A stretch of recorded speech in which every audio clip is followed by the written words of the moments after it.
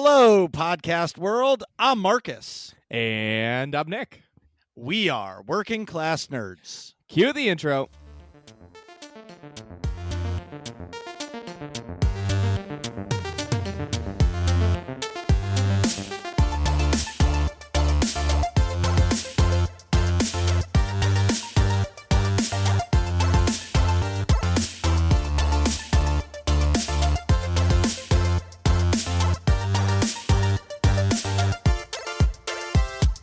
That's right, we are Working Class Nerds, the podcast that gives you no information about your favorite information. Today is Thursday, May 28th, 2020, and you can find this Ben is Gonna Be Crying by the End of This Show podcast on Apple Podcasts, Buzzsprout, Google Podcasts, and Stitcher. You can find the both of us on Twitter. I am at MarcusB814. And I am at Nick Vern, that's Nickvern. And this week's episode, we're squatting up for some Call of Duty talk with Katerina and Venarros. So, Oh my God. What? I'm ready to squat up right now. Is it wrong if we just play while we're doing the podcast? Do you think we could actually accomplish something? No, we would suck at both things. So we have two friends of the show. They raid with me on Sunday night in SOTOR, and then I don't know how we all got hooked on this game. I think Nick? Okay, so Nick told me to get it because it's free, and then I started to play it, and then I got Ven and Kat to start playing it, and now we've all been playing this game nonstop. So, before we get into that, what have the both of you been up to this week? Oh my I think gosh. Marcus just said it perfectly clearly, nonstop Call of Duty. I Go mean, ahead, I'm Kat. still homeschooling my kids because we are on pause Right. and not doing too much else. I mean, I've been playing at the park, playing wiffle ball. I used to love wiffle ball. Yeah, it's pretty fun. And then, of I've course, got I a- always play Tour and Call of Duty now. I have a nasty curveball in wiffle ball. Really? Yep.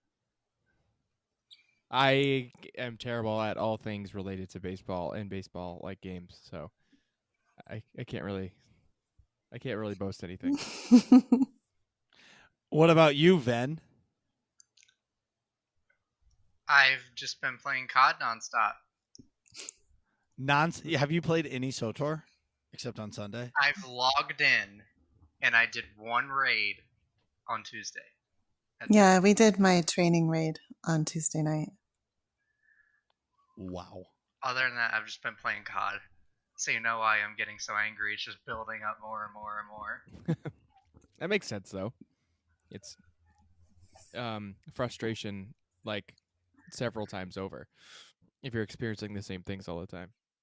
I mean, I'm grinding shipment, so yeah. Oh, Literally. definitely. Oh Yeah, my God. Shipment. Jim is complete chaos. Like so many people are dying in that mode that you're spawning and they're in the same spawn zone an enemy is spawning. You're spawning literally where you die, and you're just spawning into bullet streams. Yeah, it's That one, I just can't even keep track of it. I sort Yeah. of gave up on it. Just spawn and start shooting. You'll probably hit someone. That's and I what find do that every time. yeah, and then with everybody that I die to is either using an automatic shotgun. And since when can an automatic shotgun shoot 30 shotgun shells? If you unlock the extended mag, I guess. Yes, it's like do do do do do do On do the Origin 12, there is a drum mag attachment that you can unlock and put on your weapon and that you can use to have 25 shots in the barrel for the mag. That is insane That is, but that's the perfect weapon for for shipment. shipment. Yeah. That's the perfect cancer weapon to be in shipment. Then just put a riot shield on your back and you're good. Ooh, It's true. Kat, what did you call the riot shield on the back? It was the turtle shell. Yeah. Time for Ninja Turtles. Yeah. Oh man, it's been so much fun. So Nick, I know you weren't here last week because it was Nightmare Crystal 2 weeks ago now. Yes. Nightmare Crystal talk. What have you been up to this past month? Well, I have definitely caught paintball fever. I started playing, pre-pandemic, and then everything shut down. And then I went to the first day that things opened up in Connecticut. They had a Wednesday night event where it's just pick up paintball, and there was a bunch of pros there. for like professional paintball players, just playing and interacting with people of all different skill levels. So I went to that and was like completely hooked again. And then that Saturday, I this was last Wednesday. So podcast two weeks ago, paintball Wednesday, and then I paintball again that Sunday, and now paintball last night as well. So I'm definitely hooked again. I cannot wait to play again. I can't play this weekend because I have to work. Adulting, but I'm definitely getting back into it, and it's a ton of fun. It's kind of like riding a bike. I'm like fatter and slower than I used to be for sure, but like the actual playing part is better. It's coming back. So, but yeah, last episode I had just donated blood for the blood plasma donation for because I had COVID. So what they're going to do is it was a whole blood donation, so I lost all like the red blood cells and everything. So they're going to take the plasma out of that has antibodies in it. Then they're going to infuse that with somebody that's really, really sick from COVID. So that's kind of interesting. But last week I was obviously have never played anything nightmare rating, and B was really, really tired because I just lost a bunch of blood and not as much. My body had to work harder to like do all the normal things because I had 20% less blood than usual. So I was kind of grumpy and cranky, and that's why I didn't come on the show. But That's now, okay. I handled it just well. Don't worry. You were in good hands. I know. And well, you know what's funny is when I know you so well. Obviously, I've known you my whole life, right? Or your whole life. Your Yes. whole life. My whole life. Yes, your whole life. I know when you're really tired because you're like in that like this not Starbucks commercial. God damn it. The Snickers commercial. Oh yeah. When like the guy turns into Betty White and you get super cranky. That's me. That's you. Whenever you're exhausted, Nick goes full Betty White and you're like, all right, he needs to sleep and relax because if it's a text, it's like super short answers. Yeah. And or it's like so direct answers that you're like, damn, dude. I'm sorry you're in a terrible goddamn mood. Moving on. That is true. That there's like a spectrum of me being tired and then it just like falls off a cliff. I'm like, correct. Yeah, I'm okay, not a big deal. And then after a certain point, there's like my whole demeanor falls off a cliff and it's like I can't do anything, but I need to like just go rest. Right. Exactly. But I guess losing a bunch of blood did that to me for sure. But I knew the show was in good hands, and yeah, so now I'm back. But and he's back, and I'm back. So along the same lines, I did that. Then the hospital, because I donated at the same hospital I work at. Then because they were they had a clinical study running of like experimenting with people that are really, really, really sick from COVID and with that plasma infusion, because I had it. Let me just back up a little bit and clarify. So I had COVID a long time ago. Yeah. Is that a good rewind sound? That was perfect. So I had COVID like 2 months ago now, beginning of April. I got better. I went back to work, all that fun stuff. Then I knew that in New York and place hotspots, they were trying to see if they could take plasma, which is like the watery part of your blood, which is what antibodies float around in.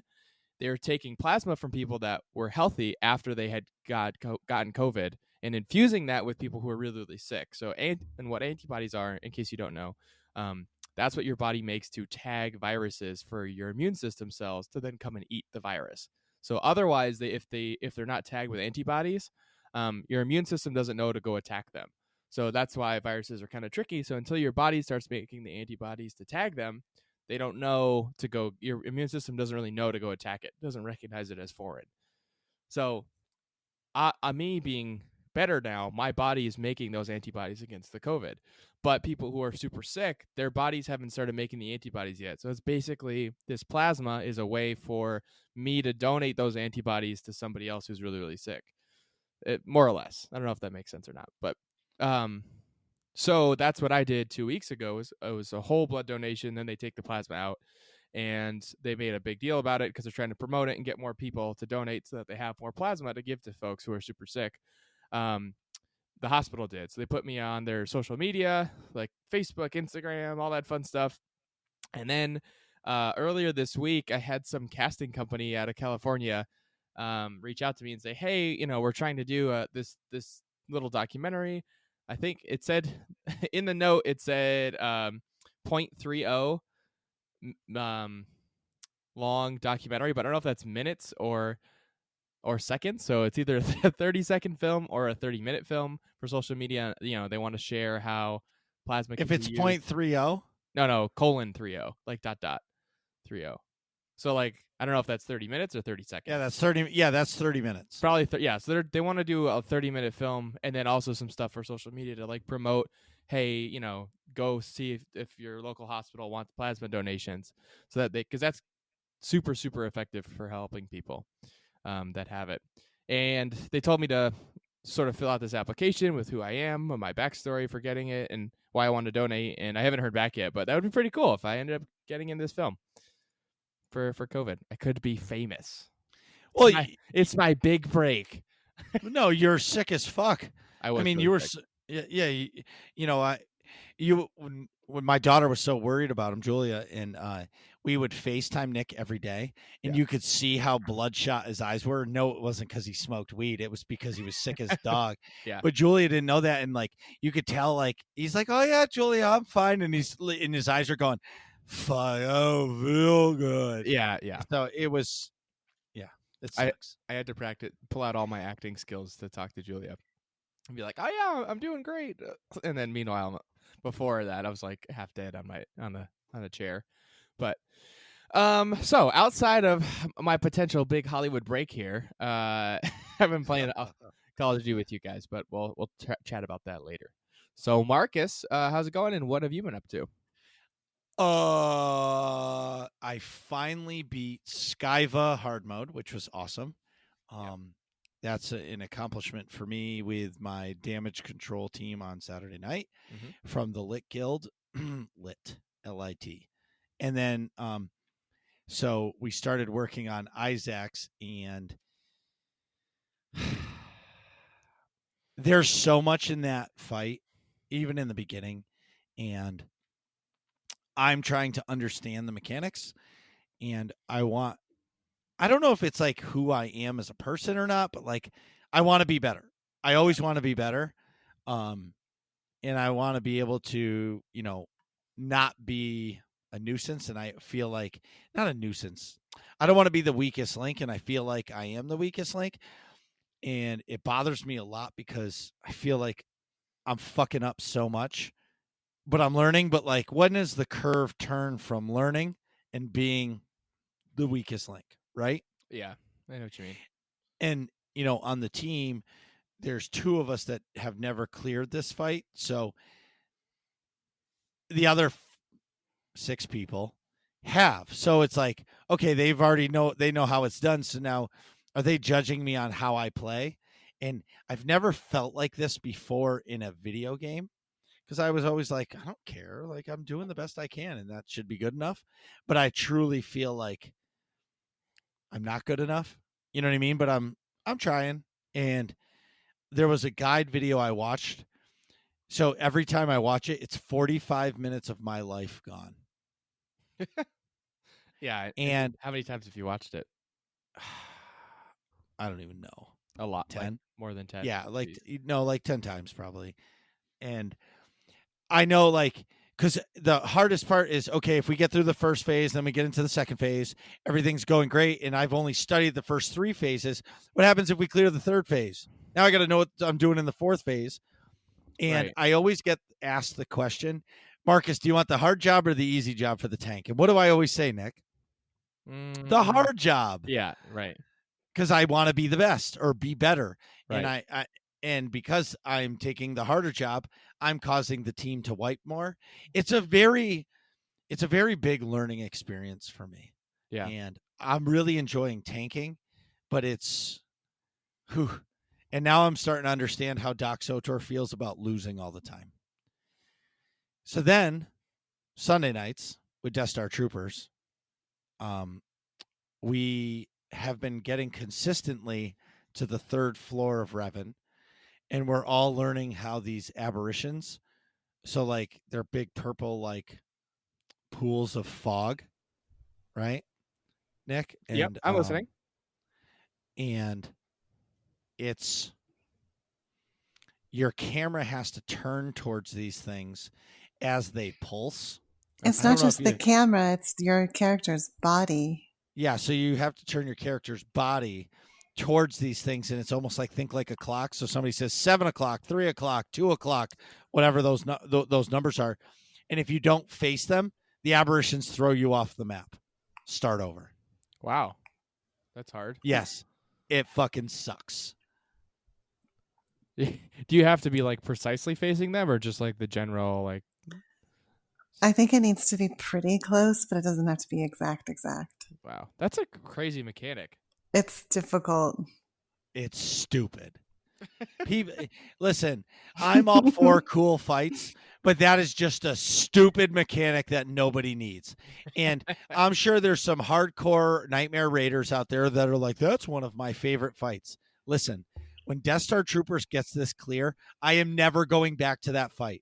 Zero interest. Zero interest. There's in the first phase, you've got HK4, you got the Trail of Agony, you're going to get put, if you're a tank, you're getting pushed into a pillar. If you're the healers, you have to cleanse a bunch of bullshit Constantly. Then HK47 comes down, and if you're a tank, there's droids you have to interrupt, or you get a kill shot that you have to run through a fucking beam, and then the beam breaks. The shot breaks through the beam, so the tank doesn't die, because if not, it does 888,000 damage, so you're instant dead. Like, they couldn't have just done 200k just to make a point. No, it's got to be 800k. Like, you're not surviving. Next thing. So then as soon as that's over, guess what you get to do, Nick? Go upstairs. What is terrible in SOTOR? Stairs. Platforming in SOTOR is terrible. Do you know how many times I've fallen off the stairs? Too many to talk about. Moving on to the second floor. Now there's a push and a pull mechanic. So you get pushed from the middle of the room to the outside edge of the room. Then you get pushed into the room. Mind you, during all that, the tank has to do his job, and it's fairly easy. The second floor.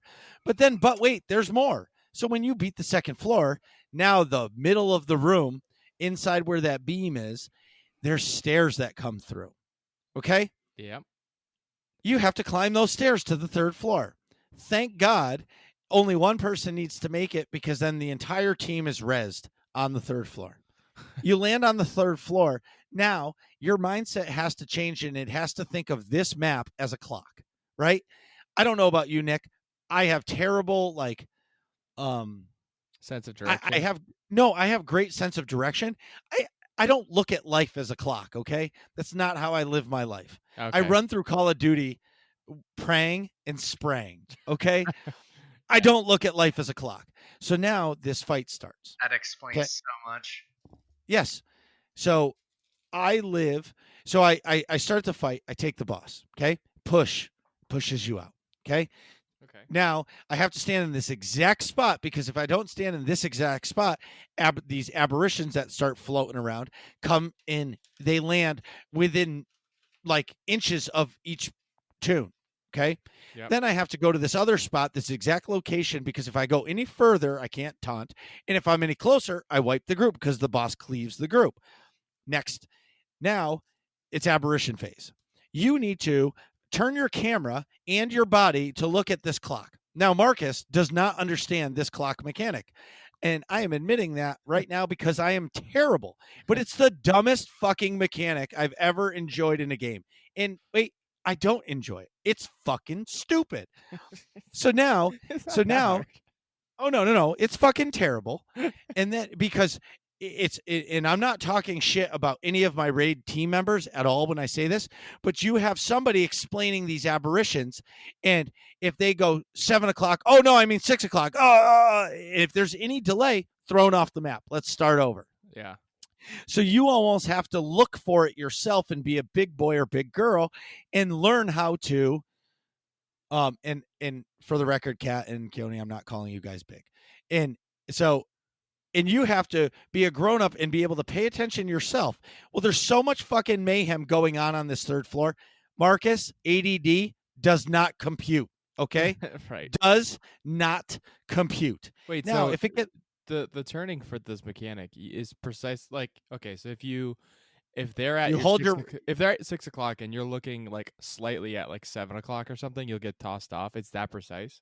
Well, no, because the clock is No. bigger. It's bigger than that, Nick. So you're Yeah. thinking like it's a tight circle. No, Think I of know. like a big wall clock and how much space there is between the 6 and the 7. No, I know that's what I Right. mean. Like Yeah, so how as tight long is as you're that looking angle? as long as you're looking in the general direction Yeah. and you're not looking directly at 7, but you're looking in between 6 and 7, I'm You're pretty sure okay. you're fine. Okay, Yeah. I see what you mean. Yeah, but if So you're then- you can't be looking at 9 o'clock and then you'll get tossed. Oh Right. no. Yeah. Yeah, you're definitely going over if you're looking Yeah. at 9. Yeah. Oh no. Yeah. See you later. So after all this is done, you finish hitting Revan, and then he decides to disappear. And then this sphere comes into the middle room, and they call it the sacrificial sphere, which is the dumbest thing I've ever seen in my life. Because why aren't we killing Revan? We're killing this ball that's rotating in the room, and it's just pulsing the whole time. It's just pulsing, right? And you're just hitting this ball.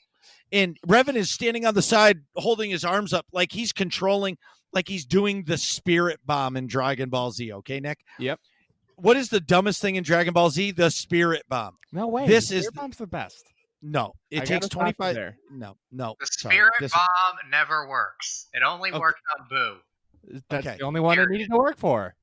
Yep. So then, and now it's just a DPS check. So now everybody's going to die. It just does more damage as time goes on. There's not an actual enrage. It just kills you. It gets stronger as more time goes on. And then you clear the fight and win. Because I don't know about everybody else on the team. I have not gotten to that part because I fucking die during these stupid aberrations where I have to look at them. If I don't fuck up the tank mechanics, if I don't get pushed off the edge, if I don't do all these things, If you don't fall off the stairs. I stopped. I only do the first floor to the second floor stairs. I refuse to go up the third floor because I'm just going to die and I'm going to get really fucking pissed. Anyways. Yeah, the second to third floor is like a significant parkour jumping. I've never even spectacular. bothered to try to ascend those stairs. I just wait at the bottom. So do you have like a particularly good jumper on your team or something? I'm one of them. I'm like, it's Ben. Okay. And Slayer. Then Got it. Doc, Slayer, Muscle Man. Yep, Yeah. those guys can all make it. Yeah, because they've cleared. Well, so for the record, 3 of the team members have cleared this fight: Annie, Muscle Man, and Slayer. Okay. Everybody else has not cleared the fight. I enjoy tough, like Isaac's. I can understand, right? Yep. There's not stupid fucking mechanics in Isaac's. All right, I understand this, but I feel like we had a good explanation from Slayer like 2 weeks ago about the aberrations. he's been doing wonders teaching us how to do it. Yeah. It's still the dumbest fight. And in any, I'm so salty about. Wait a I'm minute. so Wait a sorry. minute. Wait a minute. Can we just take a time out here and step back and look at the episode at large for a minute? Marcus, you have no business complaining about Ven crying in Call of Duty when you're doing this much crying about the stupid aberrations. Oh. Oh, but I do. See the There's difference. much salt in this. As Wait. Ven in Call of But Duty. there is a difference because Ven cries because he's the best player on our team for or on our God's squad.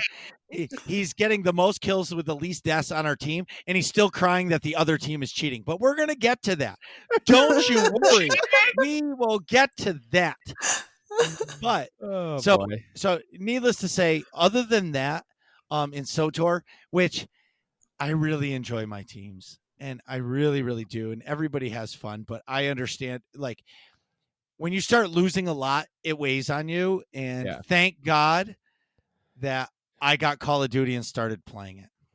Yeah. So- that's got to be a nice like stress relief just to be. I fucking love it. such a way different- I love it. I absolutely positively love it. Yeah. So I was unlocking these things and it says tier 1, tier 2, tier 3, and it got to like tier 19 and I'm like, the heck is this? And that's when Ben was like, oh, the battle pass. So I spent $10, bought the battle pass, even though it's over in 5 days. Why did I buy the battle pass, Nick? Tell me why. The multipass. I actually don't know. The multipass. No, because it gives you a German Shepherd that is your homie. I have a German Shepherd. What? My It dog- does? Yes, and I got Maggie, and then instead, that like finishing move you can do. Yes. The dog will kill the person instead of you stabbing it and shooting it. But anyways, I didn't so realize anyways, that.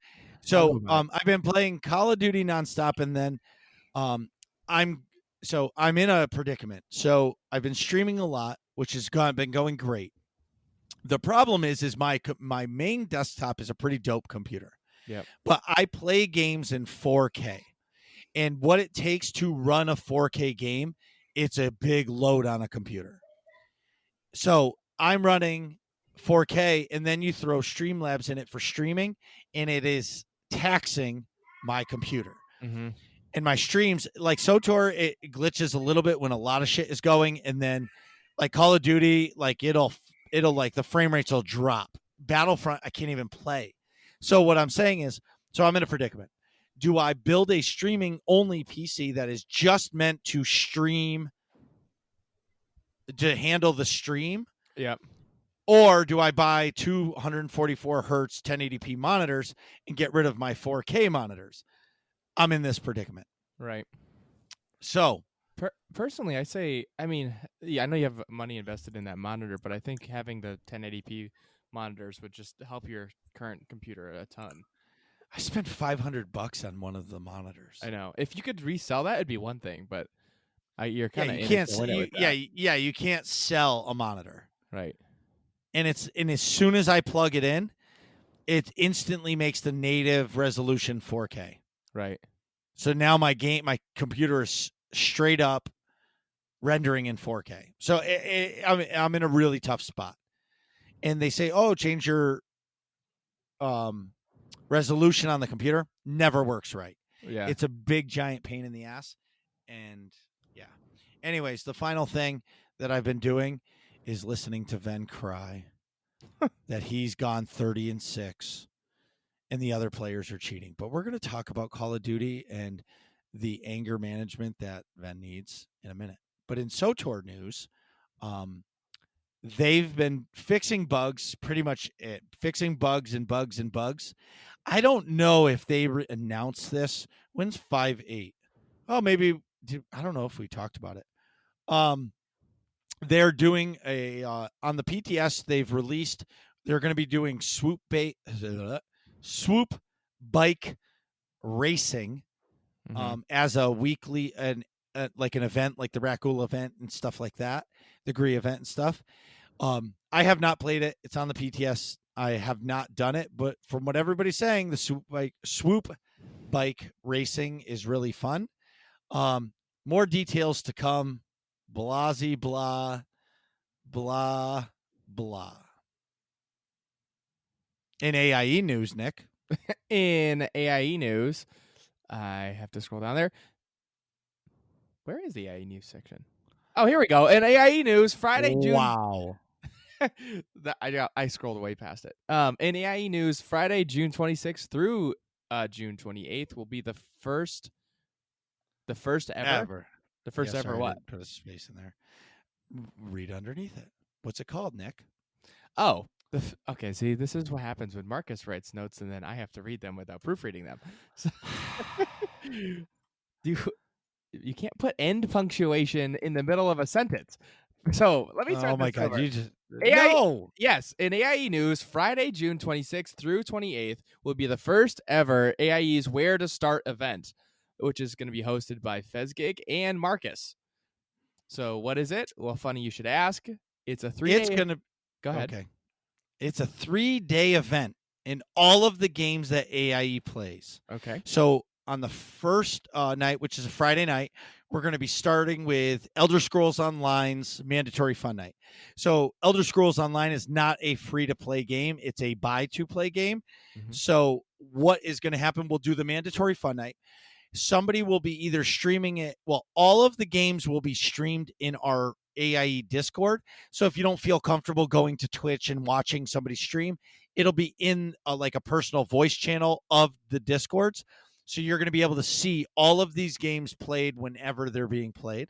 So we're going to do that to start the night. And then we're going to go into our yearly guild town hall, which basically gets everybody together. They talk about what's happening in the guild and they kind of go through questions and if there's any ideas that people want to see that happens with the guild, any games that are, up and coming, because I know like Fantasy Star Online 2 came out, stuff like that. If like they need, if things need attention in the gaming world, that's a good place to tell us. Then starting on Saturday, the details haven't been finalized yet. It's either starting at 2 p.m. and all these time zones are Eastern, or 4 p.m. We'll start with 2-hour blocks of all the games that AIE plays and continue into Sunday starting at the same time. What games, you ask? Nick, why don't you tell us? Well, we've got World of Warcraft, Horde and Alliance, Elder Scrolls Online, Star Wars The Old Republic, Lord of the Rings Online, The Division 2, Guild Wars 2, Final Fantasy 14, Star Trek Online, and maybe some other game that is a mystery still. We'll have to figure it out. Yeah, I don't know if it's going to be Eve or, there might be another game that the guild wants to stream, but we're working through all that. All the final details haven't been met. Stay tuned because we're going to be on the AIE podcast in a couple weeks, and we're going to be putting out a bigger news drop through the website and probably the, working class nerds and stuff like that. What's going to be special about this is anybody who wants to play these games, all you have to do is download the game. Most of them are free to play. We're going to, and basically whoever's hosting the event. So I'll talk about myself. So I will be hosting the SOTOR event. Go figure. Nick, what tune are we going to be all creating? I don't know. Or a class. What class are we going to be creating? A Marauder. Oh. So everybody we're all going to start off at level 1.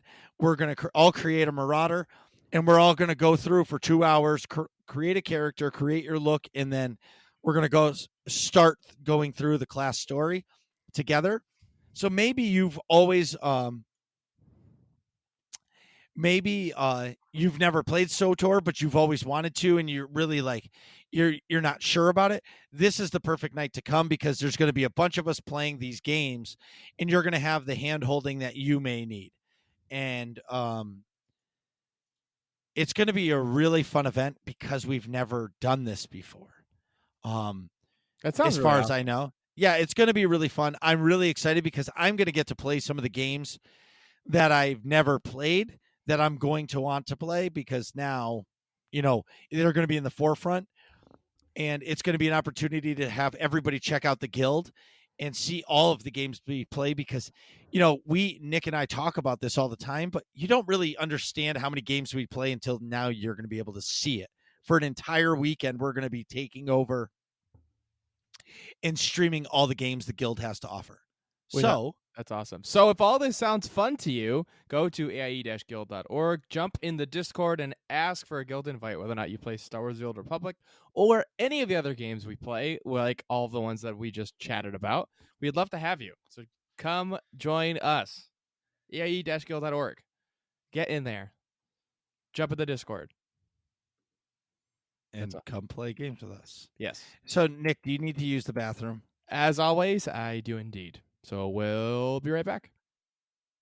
Jeez, Nick, hurry up. We're trying to finish this podcast. And we're back. So today we're discussing pew, pew, pew, pew.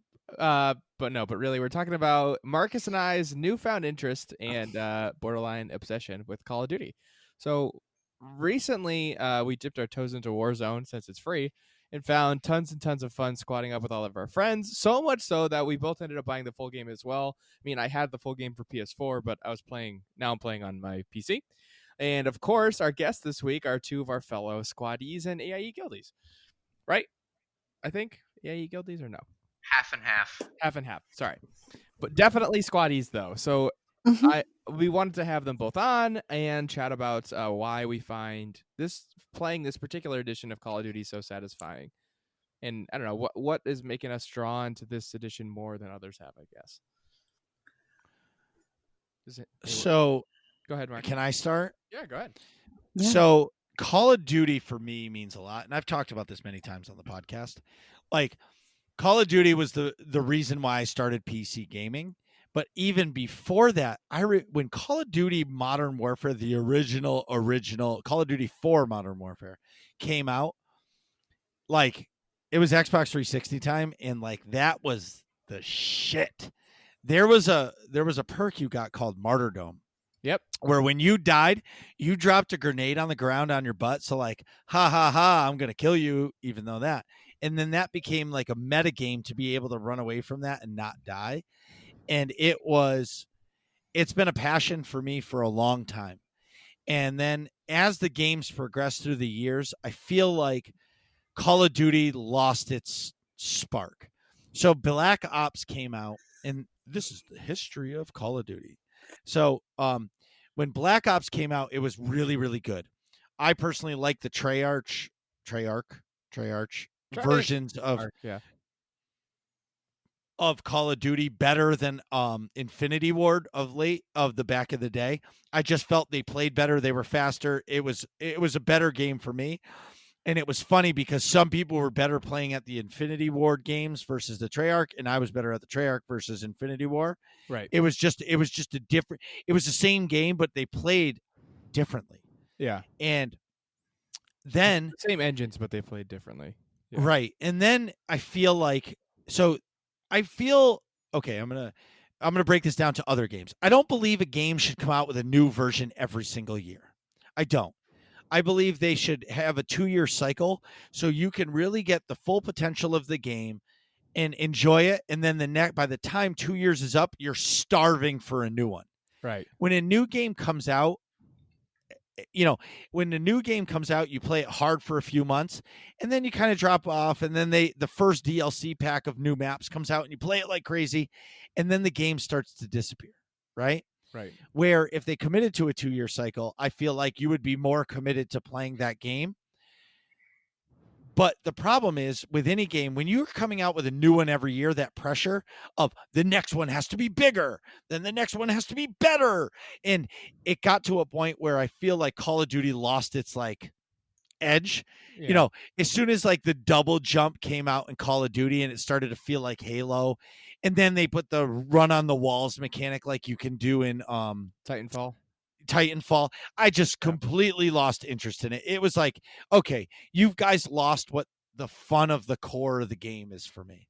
Yep. And I walked away for years, and then they came out with like the World War II one, and it was still too much the newest World War II. It just wasn't there yet.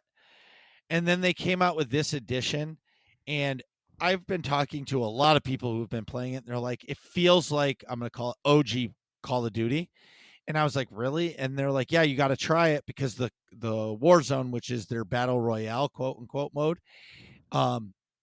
it's really fun.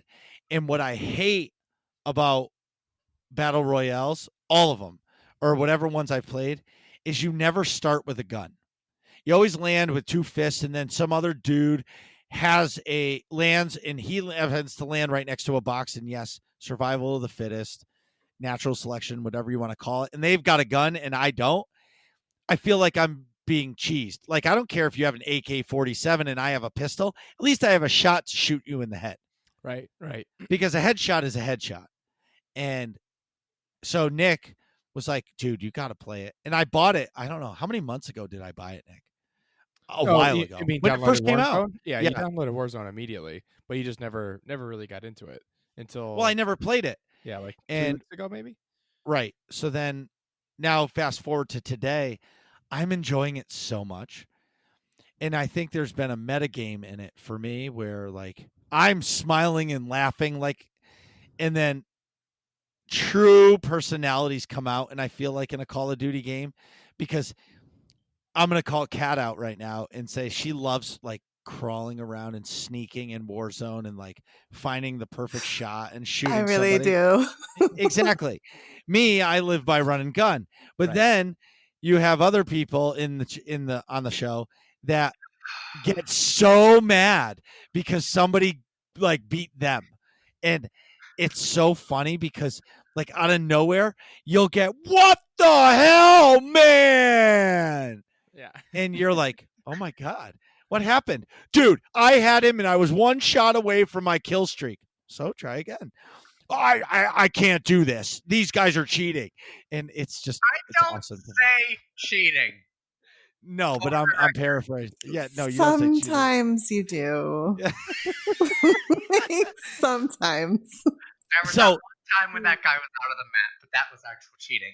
Yes, I had the same thing, same match. Anyways, so Nick, you want to continue on. So why do we like playing this game so much? So, well, one of the first things is that I noticed is I definitely know that you can describe it, but I don't know how to properly. But this game feels like the old Call of Duty games do, like Modern Warfare and Modern Warfare 2, in Black Ops 2. Like those probably 4 Call of Duty games I consider the core, like at least for me, height of Call of Duty games. What was the World War II game? Which one? The first one, World at War? Yeah, the World at War. That game was amazing. That was really good too. I'll throw that in there as well. So that era I consider, like, that's what I'm referencing, and like as like the height of Call of Duty for me. Xbox 360. Yeah, Xbox 360 exactly. So when I played, fast forward to I did play the newer World War II Call of Duty, which I think the whole purpose of that was to get it away from the double jumps and the wall running and sort of the weird futuristic dynamic that the games before that had gotten into. So that second World War II game, just Call of Duty World War II, sort of was trying to return to it, but it still didn't feel quite right. Whereas with this one, now they've hit the nail on the head. I think it's the modern weapons, because it's set as in modern times, but also just like the feel of the game is faster again, but not too fast where you're jumping around and things like that. But it feels right. So first of all, the core, why we like Call of Duty is there. Then also, you've got this free I feel like Warzone is the introduction. It's like the appetizer, it's like, but it's more than an appetizer. I'll call it the boneless buffalo wings of appetizers. Like, you could eat that for your dinner if you want, but you don't have to, and it's way cheaper than an actual meal. Does that make sense? Like, Warzone, it's free, it gets you hooked, and you're like, if you really like it, you'll order something else off the menu. But like for us, playing this Warzone mode, it plays so awesome. You've got your Call of Duty gunplay going on that's really smooth and really fun and really intuitive. And then you've also got this really awesome battle royale. So obviously that's one of the most popular shooter styles now. Like, why do we like Apex so much? It's because it feels like Call of Duty, and now Call of Duty's actually doing it. So there's sort of no need to go back and play Apex, at least for me. So that Warzone mode is great in and of itself. And then that introduces you to the real rest of the game once you go buy it, and then you see, oh my God, the multiplayer feels like one of, the prime Call of Duty games. And you've got all these really cool maps.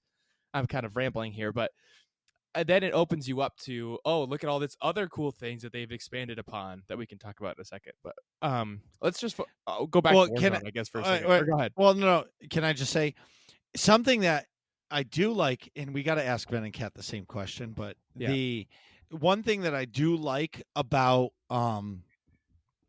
the game, it's forcing me to play my favorite mode, which is domination, because when you get into the Warzone, you're dropping into an open map and you could get any gun, but if you grab a gun or you get like to the station where you can get your loadouts and your perks, if you don't have any of that set and you're only done the free mode, you actually at a disadvantage. Right. Because if you get to that point where you can get like your perks and stuff, sometimes your perk, like for me, I get kill streaks in 2 less things. I would love to get a kill streak in Warzone, or the perk of sleight of hand where you reload really, really, really fast. Right. Or Ghost or something where you're invisible to someone else's heartbeat sensor or something like that. Ghost comes in really handy towards the end. Yeah, definitely. I like Ghost, and I Overkill, so I have two primary weapons. What was my third one? Tracker, I think. Tracker's pretty nice too. Tracker is amazing. Yeah, because you can see people's footsteps. But to Marcus's point, if you don't know, if you never played Warzone, one of the things you can get as you kill folks and other players. When you say folks, it makes it sound like real people. As you kill other players and find boxes, you'll get money in currency, and then you can go to a station and buy a loadout drop, they call it, and that's when you can get this care package where you can choose a loadout from like your multiplayer loadout set. So now you have all the guns that you have customized and things like that. But if you've never played the multiplayer, now you have just the set, like the stock ones. That's not nearly as good. But Marcus is saying it's forcing you to go buy the full game. Not forcing you, but it's really pushing you to buy the full game in a way that's not like, you don't have to do that, but it definitely is helpful, which I think is kind of cool. Like, I think that's a good move to get you to go buy the full game, it's in a non, like, I don't know, loot boxy type of way, I guess. But that's definitely a cool dynamic. I thought anyway. I would have never thought to like have something like that in a game. Huh. You know what I mean? Yeah. I guess I never dawned on me that that's like a mechanic to get you to buy the full game until we just started chatting about it now. Yeah, you're right. I feel that way because now I feel like I have to play more multiplayer. Right, to be better at Warzone. Well, just to learn how to aim again and like be better.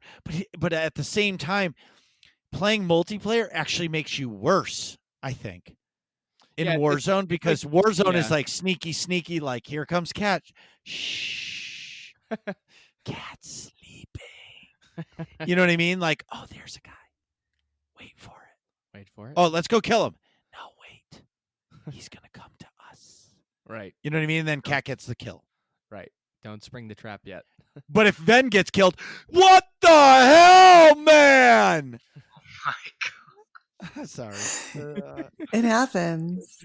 Oh, no, for sure. Oh, but the Warzone, Ven, what do you think about the whole idea of the game? Did you guys ever play the OG Call of Duties? I did. I did not. I haven't played a shooter kind of a game like this since like SOCOM and Counter-Strike. Oh wow, you're long removed from the world of first person shooter. Okay, yeah, so this is awesome. I haven't played these games in crazy. It's like over a decade. All right. So that's why I'm like, oh my god, I'm so out of practice or whatever. But I feel like I've figured out the Warzone thing pretty well, pretty quickly. You play it all the time.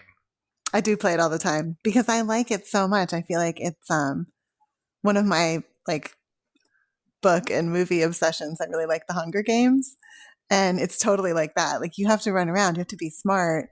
You can't just go running towards everything. You have to think, what are the other players going to do? And then you have to outsmart them and get to the drop. And maybe you have to kill someone on the way in or on the way out. And but the second you shoot your gun, this is what I've learned in the last week. Never shoot your gun unless you're absolutely sure you're going to get the person down, because the more times you have to shoot it, the more people are sort of figuring out what your location is, and the more people will close in to try to kill you. And if you do shoot your gun, have an escape route.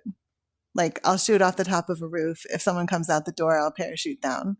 If someone drops on my roof, I'm going to run back. You know what I mean? Like be ready. Don't just go running around without a plan. Nick, that's the complete opposite of the way I play. Exactly.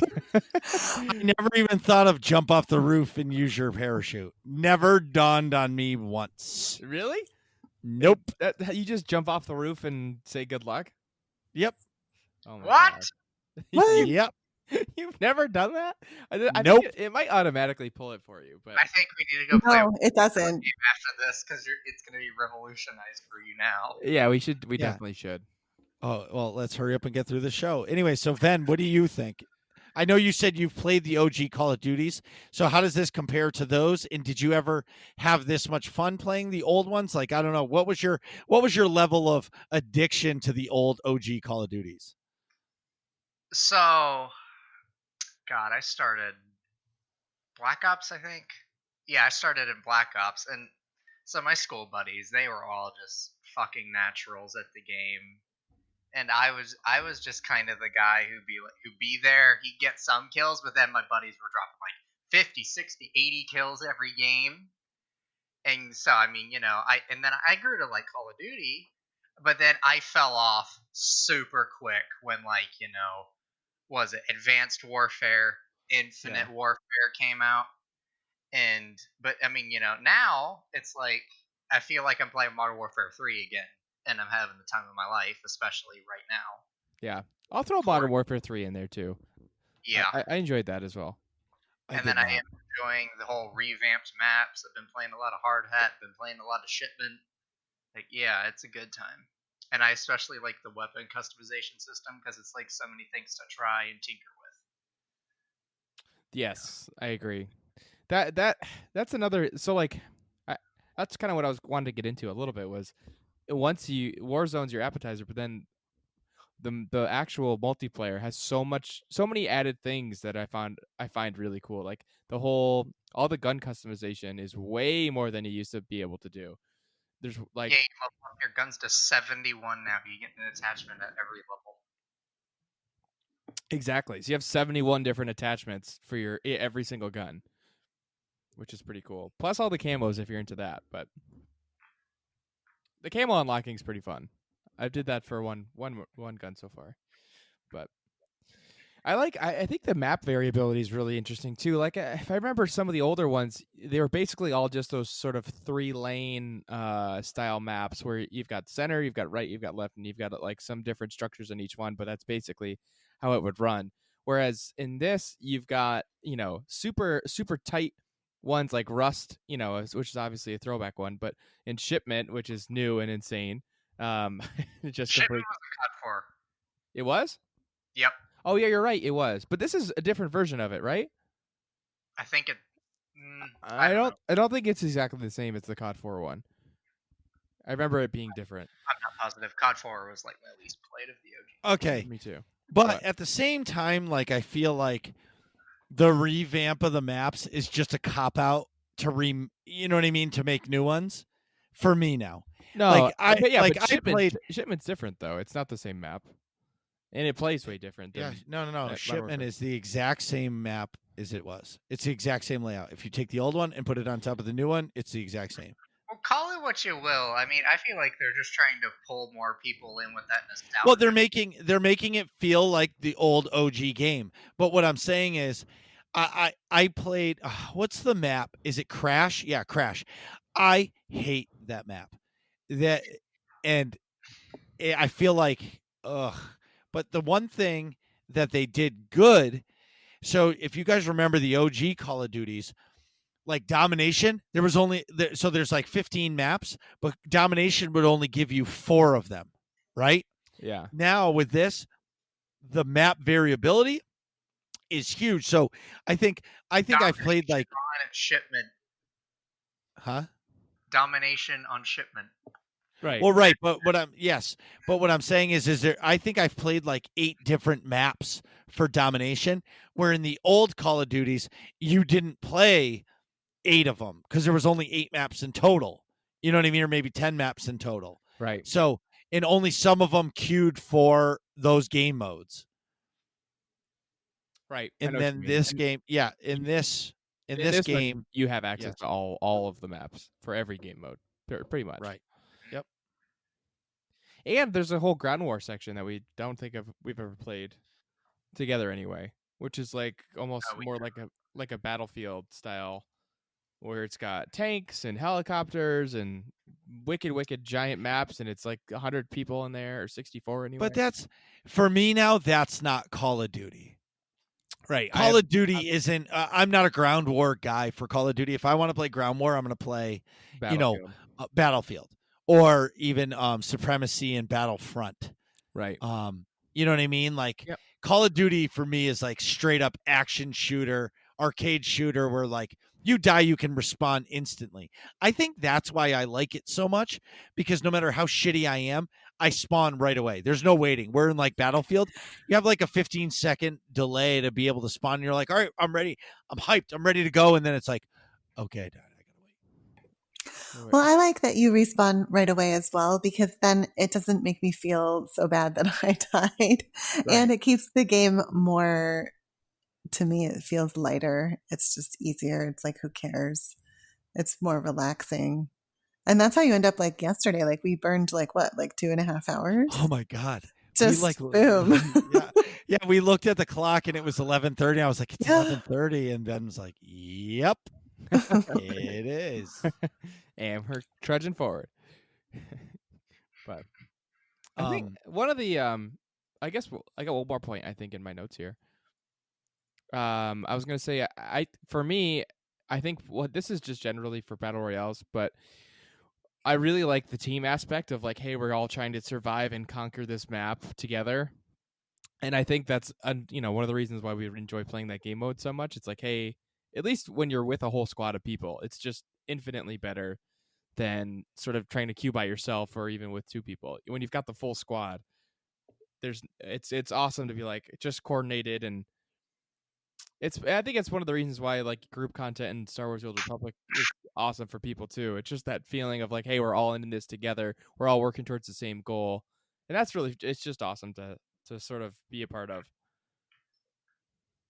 And that's kind of, I think I feel that more in Warzone than in like a multiplayer even. Yeah, I definitely like that aspect of it too. I like being part of a team. I like teams. I like that in paintball too. Obviously, but I'm seriously going to try paintball one of these days. It always seems like it's going to be super fun. It is. I just never had the nerve to actually do it. Just know that it hurts, and they're not they're not that accurate. The paintball launchers, but that is okay, and you're gonna be okay. Just keep your mask on, and that's it. All right, it'll be great. If you live on the East Coast, then maybe we could play together sometime. Although I do live on the East Coast. On the Northeast Coast. Oh yeah, you're from New York, right? An hour from you guys. You do? Give or take. No, I live about 2 or 3 hours from Marcus. Yeah. Marcus and I live like 7 minutes from each other, so. Oh, well then I live 2 or 3 hours from you guys. Yes. Fen, where are you from? I'm in Cincinnati. Okay, that is substantially farther. Slightly further. Hey, Nick, they're in Bengal country. Ugh. That's rough. Do you like football? Yeah. And I'm looking forward to Joe Burrow. He's going to be stomping all over your newfound quarterback, Andy Dalton. Right. Andy You're going to Dalton. get acquainted with what we call the gamble throw. You're going to grow to hate it very quickly, and then you'll grow to hate the man. Yeah, I'm not a big Andy Dalton fan, but I get it. It'll be fine. Joe Burrow, we're gonna have some good seasons out of him. What if we win it all? Anyways, everyone will be so angry. Wait a minute. I was gonna say I don't think the Patriots picked up Andy Dalton. I'm pretty sure that's where he's going. I haven't heard anywhere else. Yeah, I have too, but then upon a quick Googling, it says like Patriots are definitely not picking up Andy Dalton. We've got that new guy and our backup, and then someone else on the roster also. We already got 3 quarterbacks. I can't imagine they'd sign somebody for like substantial money, and they've got like no cap space. Still, we got Joe Burrow. Yeah, Joe Burrow is going to be a big upgrade. But anyways, this podcast never talks about sports, but it's all good. So. Back at the into the war zone, something that so if I'm going to compare battle royales, something that Apex Legends does well is when everybody can spawn by me pushing a button.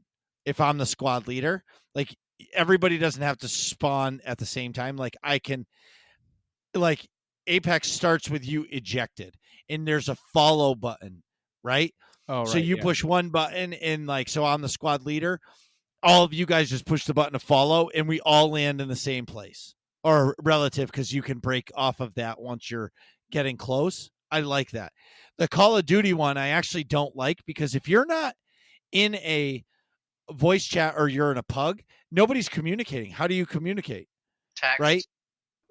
Right. Yeah, but who does that? You know, I did play that I round. yell at the other teams in the text chat every game. I played a few rounds in Battle Royale with no voice comms, and they did a lot with like the people did a lot with just pinging stuff to be like, Yeah. this is where I'm going, this is a contact, does anyone need this gear, like whatever, and it worked. I mean, I don't think like the last one I played, we were fourth. We didn't have any voice comms. I'm not sure if they were together or not. It was just like scrub team, but we made it to the end. But you don't know. They could have been in a party. Maybe, but it didn't really seem like it the way that they were moving around like in the beginning. Yeah, they weren't overly coordinated. No, it was not like that at all. And then it just sort of it lasted a long time, you know, being close to the end of the game, it lasts a long game. So and then towards the end it was like everybody was pinging the things and, you know, keeping it together. Well, that's cool. Yeah, it was interesting. Sounds like we're gonna have to go try this out and Oh yeah. and test our theories here after the show. Yeah. So, what drives you guys insane about the game? Like, what makes like if you have your trigger points, what are they? And I want to start with Ven. Campers! But isn't What? but isn't Warzone made for campers? As long as you're in the circle, you need to find a secure location and camp. If Warzone was made for campers, why do they have the bounty contracts, the vehicles, the pings, the heartbeat sensors? Do I need to go any further? That is true. There's a lot of anti-camping. Well, it's to keep the game moving forward. Yeah. I mean, it's also like, I kind of feel like the vehicles are only like if you're really stuck. Like, I would never use a vehicle if I could avoid it because they're too noisy. And they Unless- show yeah. up on the map too. The mini-map. Yeah. Well, But unless camp in Warzone, get to the end of the game, guess what? You're just going to get rolled on by a team that's equipped with heartbeat sensors and all this other stuff. You'll never see right, them.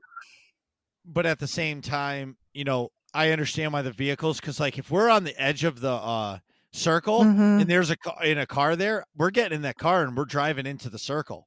It's for an emergency, I think. So that's Emergency only. Yeah. Either that, the only vehicle that seems like it might be good is the giant military grade like troop carrier thing. That thing seems to be quite armored. I saw at the end of the matches, like if I'm like number 10 or something like that, I've been watching the end of every match to like see what strategies the people that are winning are actually using. Mhm. And I have seen that once or twice. Like somebody's got like the big military truck. Like that thing doesn't go down to like a hail of bullets, but like the things were like, you know, some butthead is like riding like a dune buggy. Like, yeah, you're gonna get shot right off that thing. You know? Like Yeah. I appreciate your whatever. vernacular of some butthead just getting get Well, I mean, facts are facts. right. Plus, I'm not totally sure how much or how little we're allowed to swear on the podcast. So Oh, I'm on trying to this keep one? it. Yeah. No, there's no holds barred. You can swear as much as you want.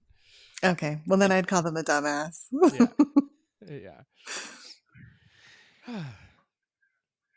Yeah, it's The only other thing I would say, sorry, I didn't mean to cut you off, Marcus. Go ahead. no, you're good.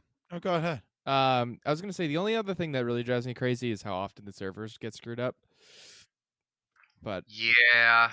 that is really frustrating. But I'm assuming it's like all hands on deck that they're working on that, because that is not just, you know, that's not isolated. Like all over Reddit, there's memes about how bad the servers are for this game. But and also the enormous updates. They're always like 10 plus gigabytes. In like one of them was 30 gigabytes recently just for a patch. I was looking at some of the comments on YouTube for the season 4 sort of trailer reveal, which also, by the way, Captain Price is my new main.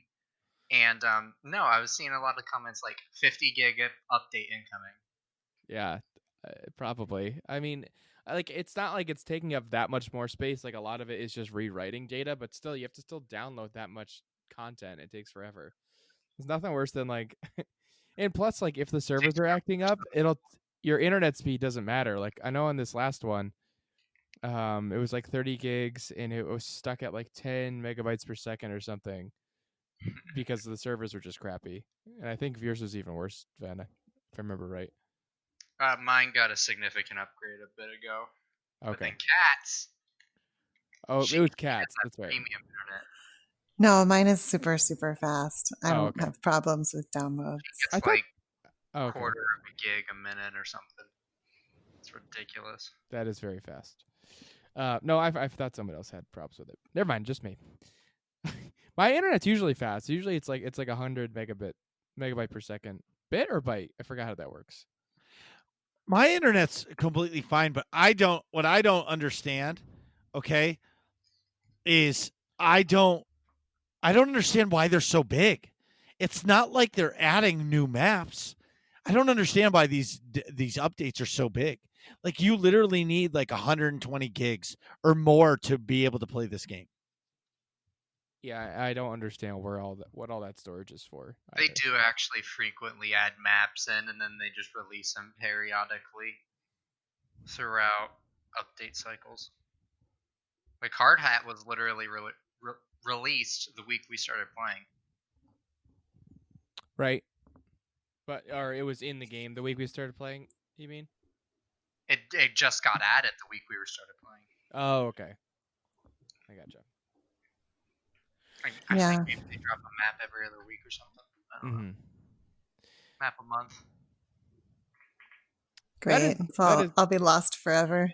Oh, I'm figuring out a new map. I'm like, oh god. Yeah. Well, on that note, I think it's time to go play. What do you guys think? All right, that sounds perfect. Thanks for Yeah, coming I'm on. ready. both of you. Thank you so much for having me. Of course, Thanks anytime. for coming on. What are you guys talking about in here? Find out next episode of Working Class Nerds.